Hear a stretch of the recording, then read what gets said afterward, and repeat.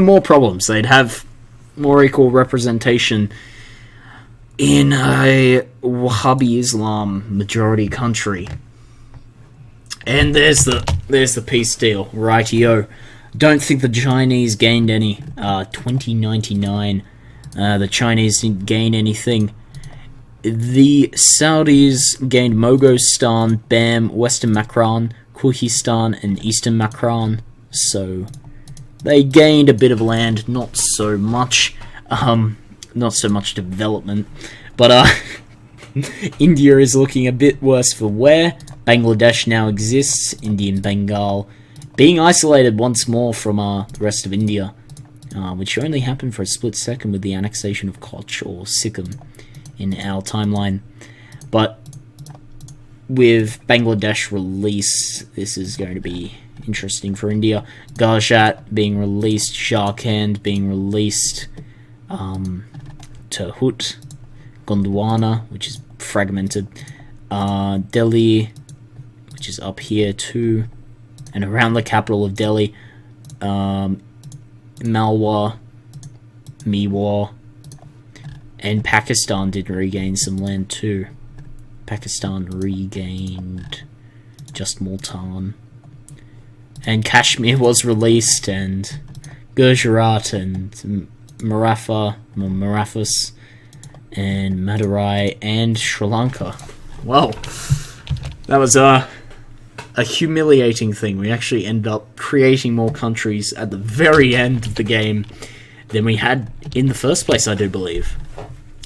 I don't think there was that many countries eliminated fully from this campaign. There was definitely ones that disappeared and reappeared, and Laos and Thailand didn't quite vanish from the picture, including Myanmar.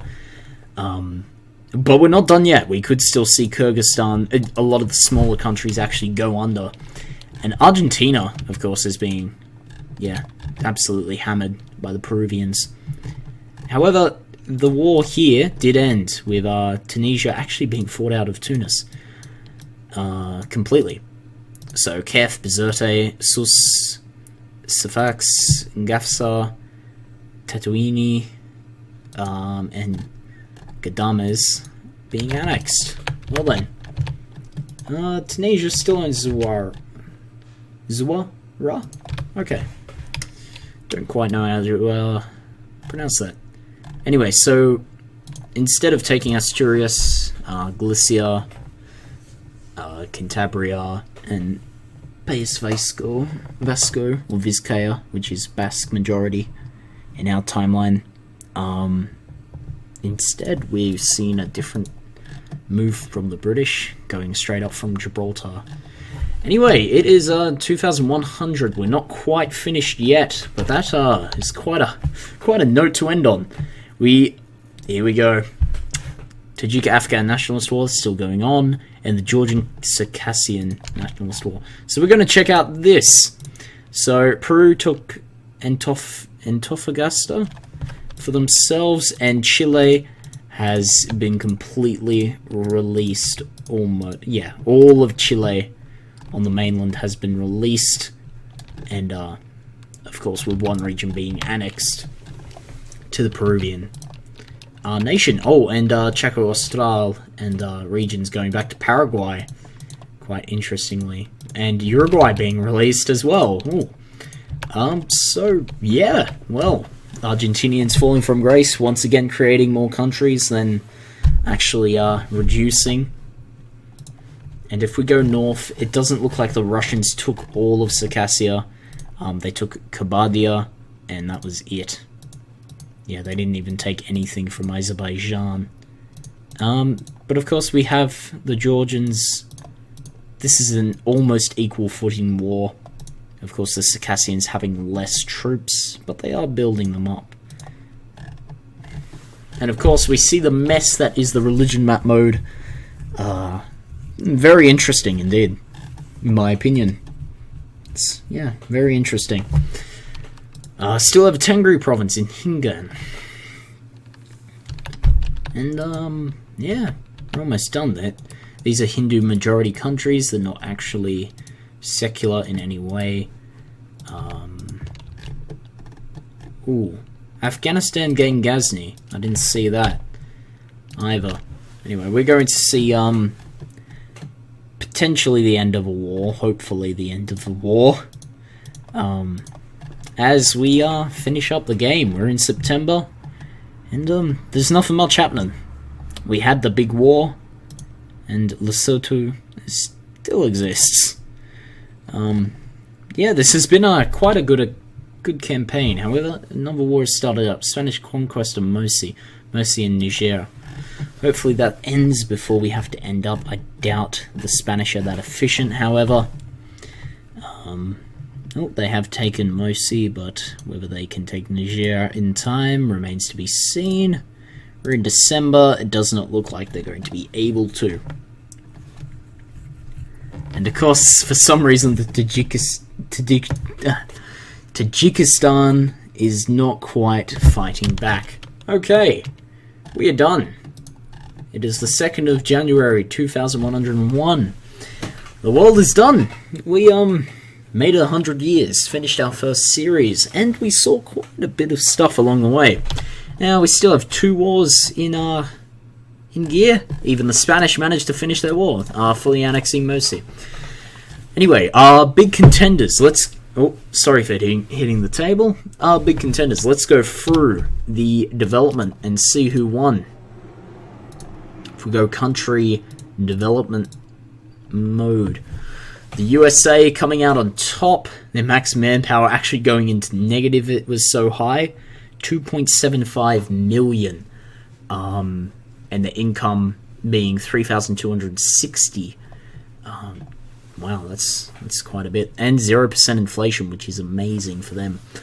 So we had the US coming out on top. They did expand quite a bit into Mexico. They didn't expand anywhere else at all, surprisingly, but oh well. They already had it all. Did they develop this much? I don't think they developed Mexico much. They mainly focused up here in the poorer areas in Idaho and Utah. And yeah, they managed to get over mountain in North Carolina to an acceptable level. It's almost green. And they got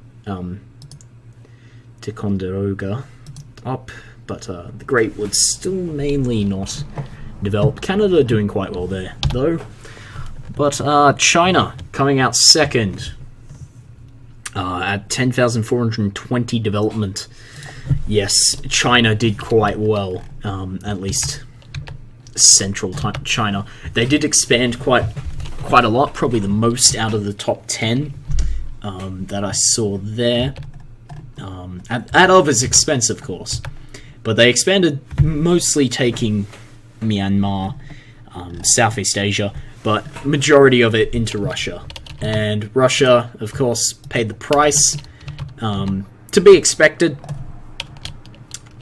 They still managed to bounce back quite well. They're a bit of a notable contender here. They bounced back quite well. They still managed to keep up a solid-ish army for their size. And yeah, they still managed to do something. However, it does look like China was planning to move into Russia once more. Unfortunately, the campaign has ended, so that's not going to happen. Excuse me. We have India, of course. They had their development sliced at the last second. Quite sad, really. Down to 4,657. They did manage to expand quite well. Another one who is quite notable. Even after losing quite a bit of land to China, they lost Arunachal Pradesh, in a region in, I do believe, a bit of West Bengal and Uttar Pradesh, which is bordering there. And they lost Uttarakhand as well, and a bit of Himachal Pradesh. But they didn't lose too much to China compared to what they gained. They gained all of, in our timeline, Pakistan. And they did end up annexing all of Kashmir and Jammu, which is quite a big thing, dispute, let's just say, in current politics. And they annexed Bangladesh as well, which was quite good and gave them a solid base. They almost they very, very almost enabled United India as viewed by the people in the region who just wanted Pakistan, Bangladesh, and India to all become one country. So they almost accomplished that if it hadn't been for the Chinese stepping in and Pakistan to be quite resilient in its survival.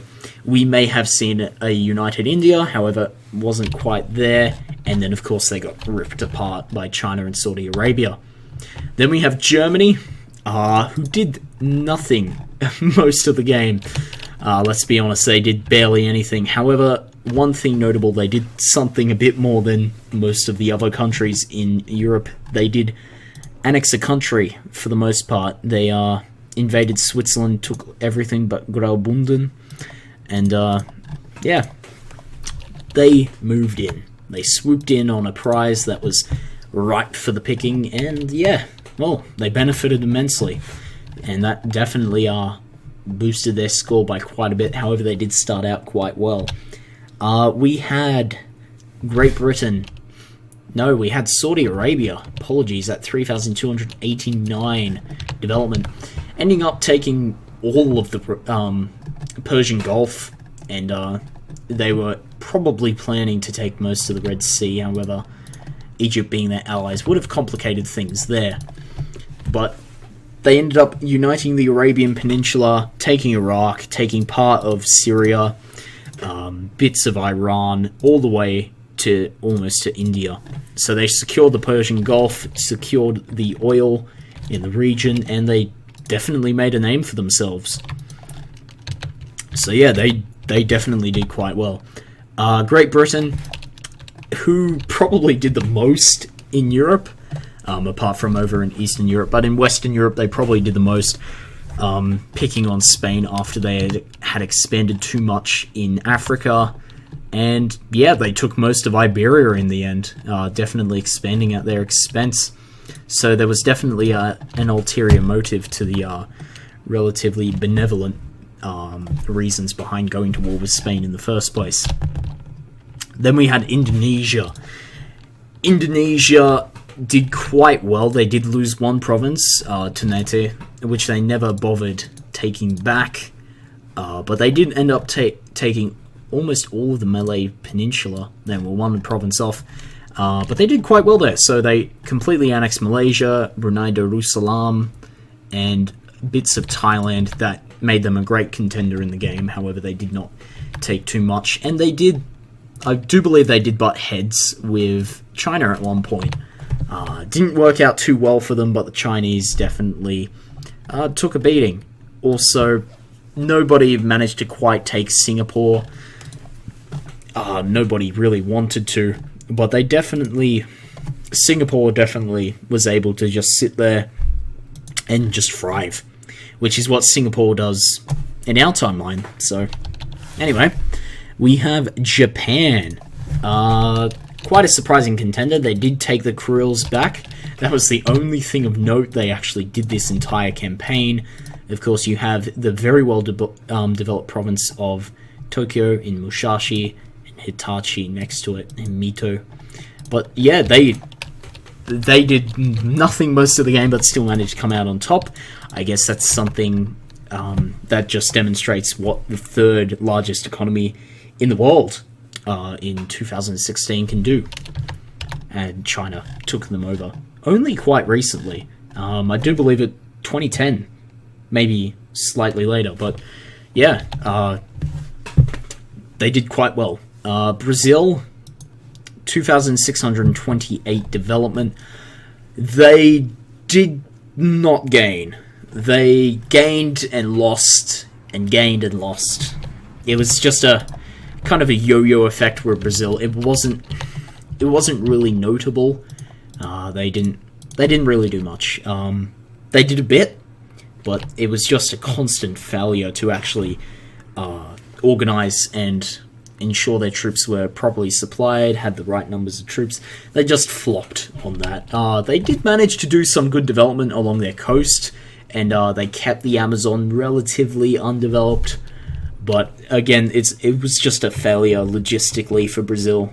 They could definitely have taken out Argentina and been a big contender in the global sphere, but they didn't quite manage it. We had Canada. I do believe we're out of the top 10 now. 5. We'll do the top 14, which I do believe is this page. So we had the US at first, China at second, India at third, Germany at fourth, Saudi Arabia at fifth, Great Britain at sixth, Indonesia at seventh, Japan at eighth, Brazil at ninth. Oh, well, hello Canada. You managed to sneak into the top 10. 2,498 development. Good job, Canada. They did nothing the entire game. There you go, I said it. They did absolutely nothing. I do not even believe they supported the US in a single war because they weren't asked to. However, what they did do was develop, and they developed strongly, and they developed pretty fast. So, Canada, they deserve a place in the top 10. However, the way they did it was like any Canadian would appreciate, with peace. They did it with absolute peace, and they managed to do it smashingly. And let's check out the runners-up, which is the bottom 5 here. We have Russia. Russia at 2,456 development. So close. If they had not been bashed up by China, they would have definitely been in the top 10. But they didn't quite manage it, sadly for Russia. However, they did manage to develop, bounce back various times, as I said, changed names a bunch of times, had a bunch of revolutionaries. Just wasn't enough. We have Italy, who also did nothing this game. 2,217 development. They did absolutely nothing but develop, and they deserve their spot. I mean, the big country in terms of population, I think 68 million, maybe not, but in the 60 million mark in our timeline currently in 2016, which is it's a huge country. It mind boggles me considering I live in Australia, where we have a country about the size of continental USA sans Alaska, and yet we have 24 million people. But that's because we don't have the water, we don't have the immigration numbers. There's a bunch of things as to why Australia isn't big, but that amount of people just amazes me, and the development definitely reflected that in this game. France, of course, still maintaining to hold on to their overseas territories, of which they had a bunch, but they got to develop. That's about all they did, was develop. They also engaged in some of the British wars, but apart from that, they didn't do much else. So we have Mexico still managing to etch out 14th after being bashed completely by the US. However, yeah, the Mexicans did great. Considering their situation, they managed to unite Central America, and yeah, they did well. Considering their situation, they did very well, and they supported the Peruvians, who, thanks to the Mexicans, are actually in the top 15. At 1,679 development, the Peruvians are there, and they are huge. They managed to gain at the expense of Brazil, and at the expense of Chile at one point, and Ecuador and Colombia. They just managed to gain and gain and gain, and they finally, yeah, they managed it, top 15. So very good Peru, and very good all the countries, even though they can't hear me because they are AI, which was the entire point of this series. However, there are a few notables I'd like to go through. So, Senegal somehow still managed to stay there despite the pressure of the Spanish regime to their north, and they managed to develop, so they did quite well. Sierra Leone finally regained Sierra Leone and definitely benefited. We also have the Central African Republic, which was a lot bigger than it is now, but they managed to develop and stabilize unlike its neighbors, very much in contrast to what it is today. We have Somalia, who was a surprising pop-up in the field, because they just annexed Kenya out of nowhere. And yeah, that was great. They did quite well. The DRC, they're worth noting only because they were nothing, and then they were 3 provinces at their lowest, and now they've just imploded to this, which is huge. Zambia, I really appreciated. They did really well, and then they just flopped near the end. It was very sad. Anyway, who else is notable? Turkmenistan. They survived. Kazakhstan is still around, but is much smaller, and Uzbekistan does not exist anymore. They managed to do the most successfully out of all the Central Asian nations, and they did great. Yeah, they developed, they got the right alliances, and they did it well. Poland, also quite to note, because they actually expanded into Ukraine before it joined the EU. Yeah, they did quite well. Belarus also actually picking on Russia and damaging them quite badly, and taking over most of Latvia too. So Belarus did very well out of that. There's Australia is not to note. They didn't do anything the entire game. Who else is to note? No one really. Yeah, that's it. Anyway, thank you all for watching. This has been the EU4 AI Only Extended Timeline mod campaign from 2000 to 2101. Yeah, we did well. Anyway, see you all next time, where we won't be playing this, or will we? Maybe not this campaign, at least. Anyway, see you all later.